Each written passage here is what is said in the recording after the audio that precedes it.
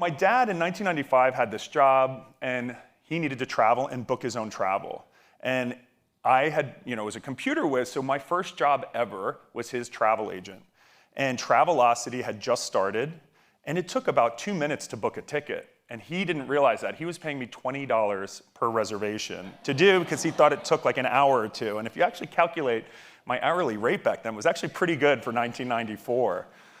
So it was like 95 that he came to me and said, well, I have all these frequent flyer miles, but they're split up between American and US Airways. And he's like, if you can figure out how to use them, we'll go on a trip. And he was assuming it would be somewhere domestic, but I had just read The Firm by John Grisham, and in that book, I just was mesmerized, and they were in the Cayman Islands for a large portion.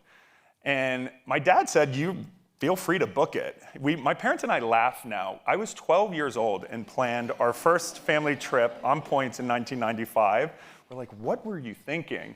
So I remember I called up Sheila at US Airways, where he had most of his miles, and I think his name is also Brian Kelly, and I think I pretended to deepen my voice to be him, and I'm sure she knew, but I think she played along anyway because she thought it was amusing, but I figured out with Sheila that we could get 4 round-trip flights from Philly to Grand Cayman nonstop in January, peak winter weather, especially living outside of Philly. So I told her to book them because I knew my dad also had American miles. And so I booked my mom and I using his American miles. We'd have to stop over in Miami, which to me as a young aviation geek, that was a plus. I got 2 flights for the price of 1. So I booked all these tickets, and I told my dad, I said, oh, we're going to, Grand Cayman, and I was waiting for him to push back a little bit, but he didn't at all, which was like a little bit of a red flag. So about a week later, the tickets came in the mail, because in 1995, there were no, email tickets. Everything was still paper. And I remember getting a call down. My dad screamed upstairs, Brian, come downstairs now.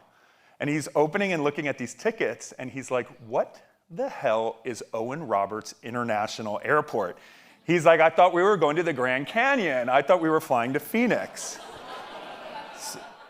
And I was like, oh no, I told you Grand Cayman. He's like, you did not. You said we're going to the Grand Canyon. So we were not international travelers. Like I said, my parents came from big middle-class families in Long Island. And I just remember him saying, like, are there hospitals there? Like, we didn't have passports.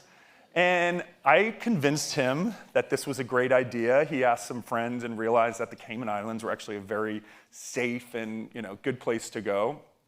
And what I didn't realize is that the hotels were really expensive, like crazy expensive. I think in 1995, it was just the Marriott. I don't even think the Ritz was there, but they were $500 a night, and we're 6 people. So that threw a little bit of a wrench in our plans. But going on the internet, found this new website called Vrbo. Vrbo had just launched in 1995, so I signed up, and we ended up renting this really cool beach bungalow in this great part of the Cayman Islands. It was called Maiden Plum Cay on the north side of the island, and it was on the beach. It was only 2 bedrooms with the big living room, but we were all young kids. We didn't care sharing beds and sleeping on the sofa, and it was $1,200 for the week. So we got this beachfront bungalow right on the beach, and it was like the whole trip, there was no cost to the tickets because this was pre-9/11. So it was $1,200 for a family of 6 to go to the Cayman Islands in January.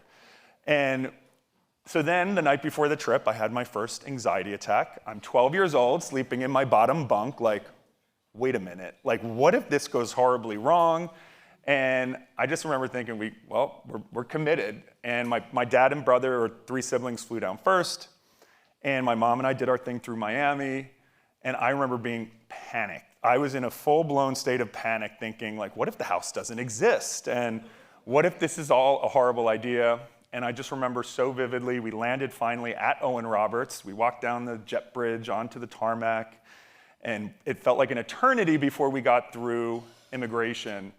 And when we finally did, the doors opened, and my dad had the biggest smile on his face and gave me a huge bear hug and was like, Brian, this is incredible. We had the most incredible family vacation. We played poker, we made meals at the house. It was the most incredible trip.